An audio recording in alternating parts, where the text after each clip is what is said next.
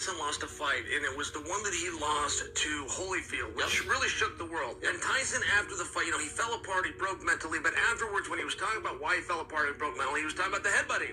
And he was being headbutted every time they clinch, and even it was a bump, but it was breaking him. And it just surprised me. I go, wait a minute, he hit you 5 times harder than he barely bumped you.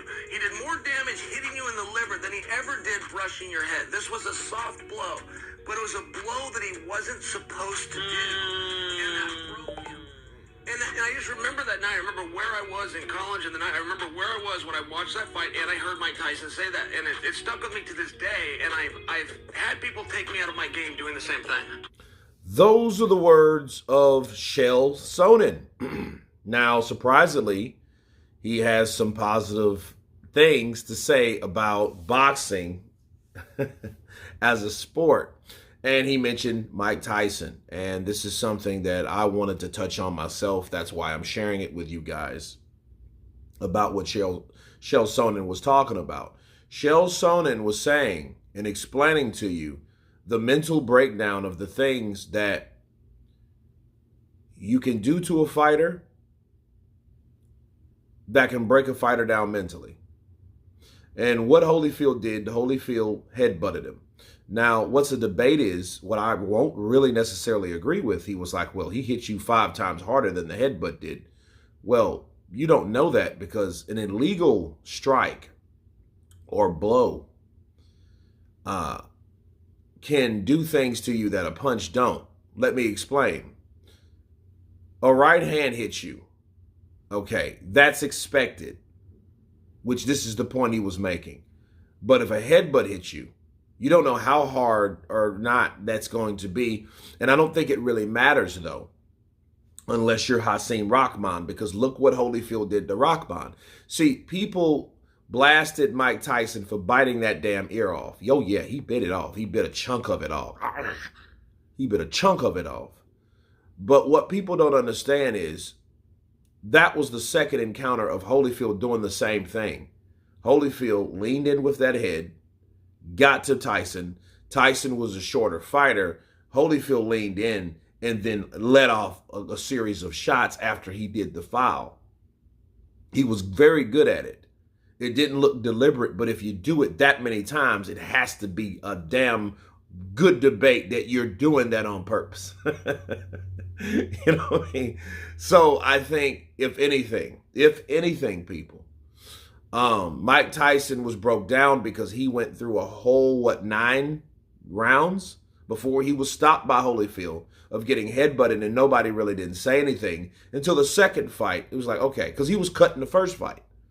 And then now he gets cut in the second fight. You could say, oh man, that's just the way those guys fought. It was a style. Tell that shit to Hasim Rahman.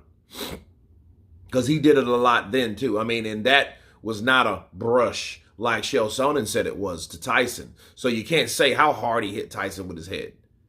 The whole thing is he didn't supposed to do it and then the referee catches it. That's the importance of their job. Their job is to catch stuff like that. Wait a minute. That's deliberate. Now, Mike wasn't supposed to retaliate. He sure as shit wasn't supposed to bite that ear like that. But he did. But it mentally broke him because Holyfield did things to win that Mike wouldn't have done.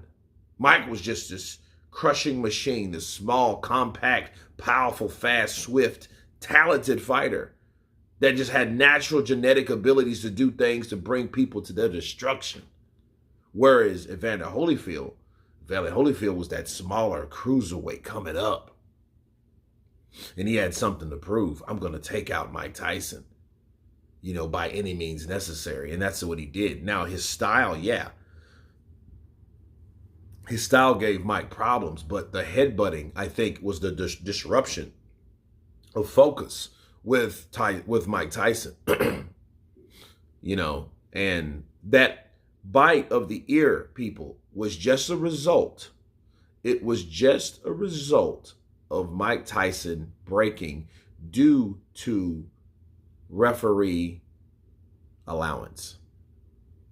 See, the referee didn't catch it. See, if that had been a referee, if the referee would have been able to pinpoint, like, wait a minute, Holyfield, stop leading in with your head, man. I see you doing that. Because fighters get cautioned by referees very quickly, and he never cautioned Holyfield.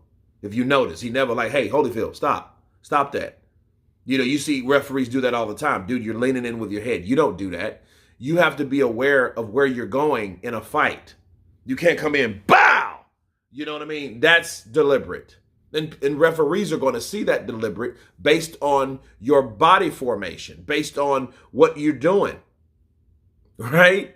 If they see you leaning in with your head, okay, this sucker wants to clash his head with that other guy. So if that guy's head is there or his chin is there or his eye is there, you know what I mean? That can cause cuts. It could cause a lot of bad things to happen, okay? Not all cuts and all that are done, or bruises are done because of punches. Look at Keith Thurman and who did he fight? Was it Guerrero?